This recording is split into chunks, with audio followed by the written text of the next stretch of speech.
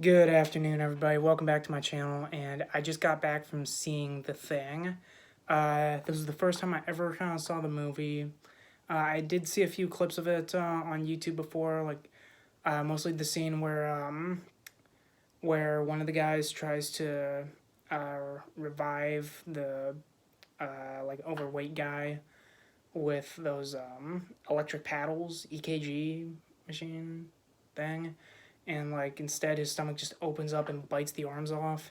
And then the other one that I saw was just of Kurt Russell just burning something with a flamethrower. But other than that, I've never really seen this movie before. So I was really interested in seeing this, especially because it was being played at my local theater, because turns out it's the 40th anniversary. So I decided, what the hell, I'll go see the movie. The tickets only cost me about $10, which was marginally okay. And thankfully, uh, actually this seems to be a pattern with anniversary film screenings. Like it happened with One Flew Over the Cuckoo's Nest, and now this one. But it seems to be that these movies are the ones that don't play commercials for 20-25 minutes before the movie actually starts. So I really appreciate that. But getting into the movie itself, I went in there without any of the nostalgia for the 80s glasses on, and this was my first time viewing it. So I didn't exactly know what to expect, although I did know the gist of the film being this alien thing.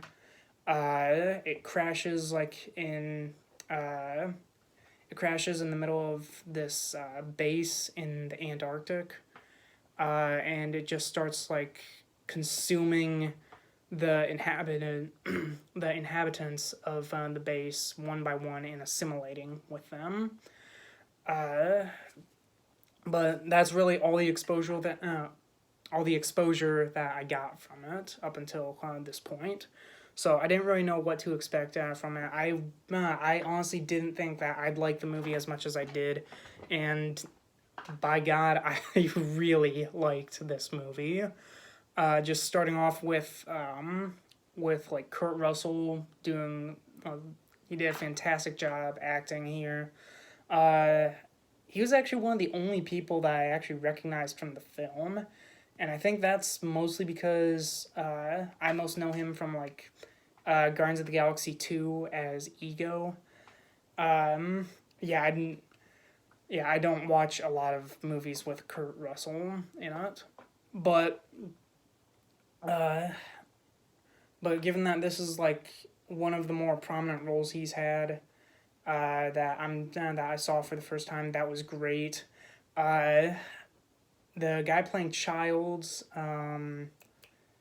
Keith David, I can't believe I went through the entire movie not realizing that was Keith David, and I think that has to do with the fact that I've just seen him in all these other roles from recent years where he looks way older, think Tales from the Hood too, and just the kind of voice he has, where I like to think where it got a little bit deeper with his age, because when the credits rolled and it said Keith David as Childs, I can't believe that I didn't put two and two together that was him. There's really nobody else that I recognize from the film except for I think Gary, who I still can't remember what the actor's name was, but I do know that he played the president of the United States in Clear and Present Danger, and that's really the only exposure I got from the actor, mostly because of that ending scene where Harrison Ford is just yelling at the guy about how he basically caused these innocent civilians' deaths. But other than that, the cast did a relatively great job. Nothing stellar. It was pretty good for the time it was in. The music was okay.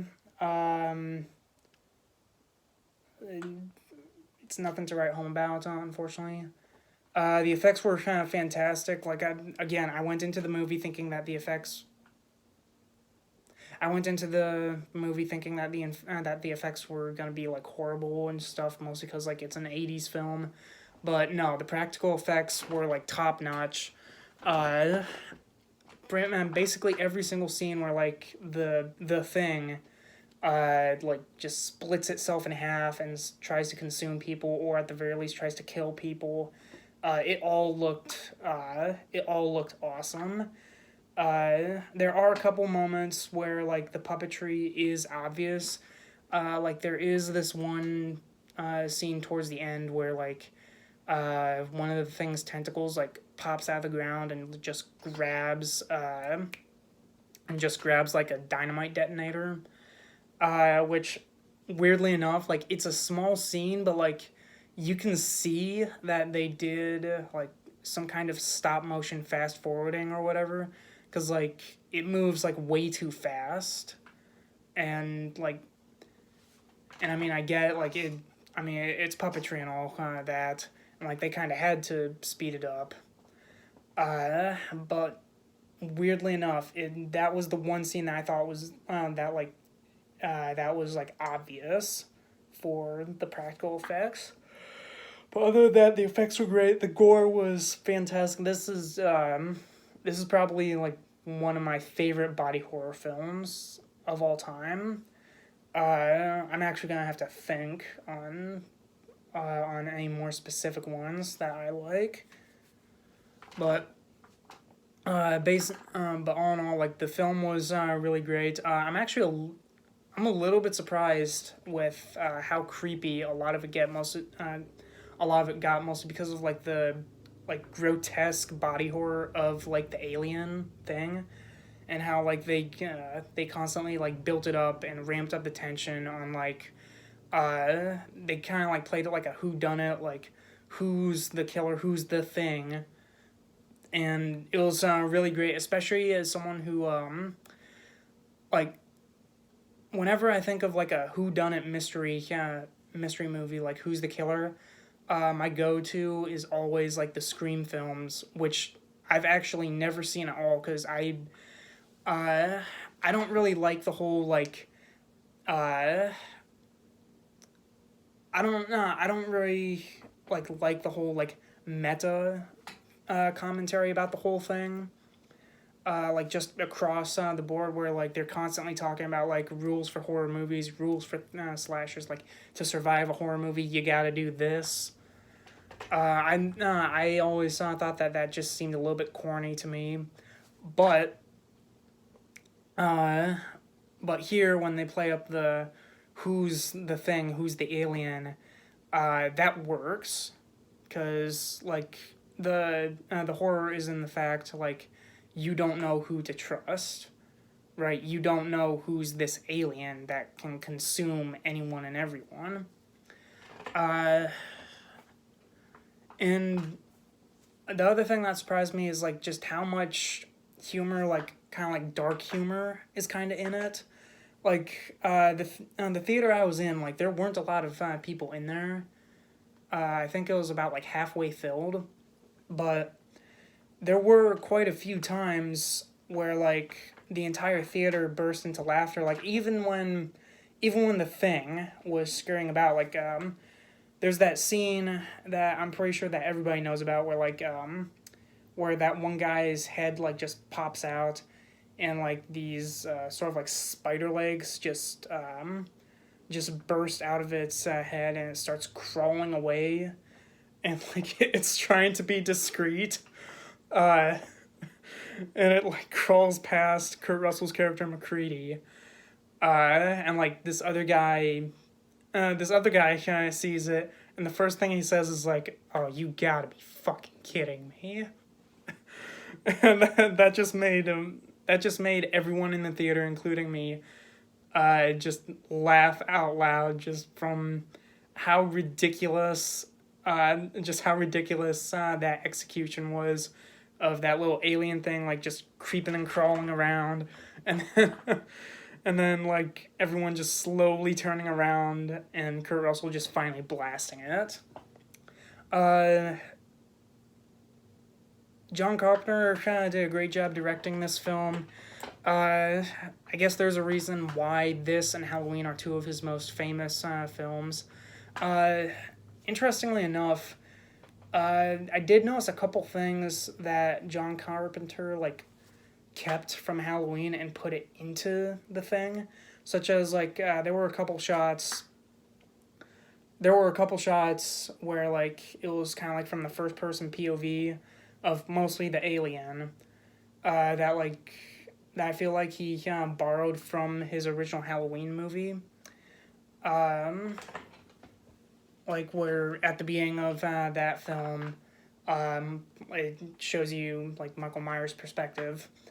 And I've already said my reasons for, like, not necessarily liking that whole bit, but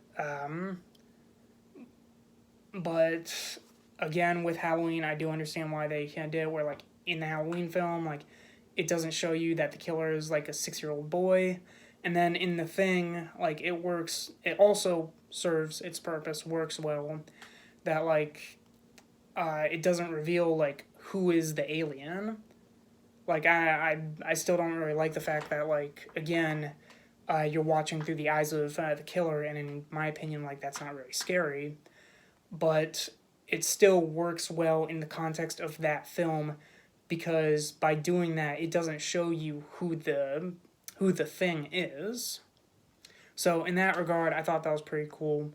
And I will say that it is a nice little touch of, like, constantly showing bodies being burned alive and, like, still walking around. Like, that, as subtle as that was, it kind of reminded me a bit of, like, the ending of Halloween 2, when Michael Myers gets burned alive.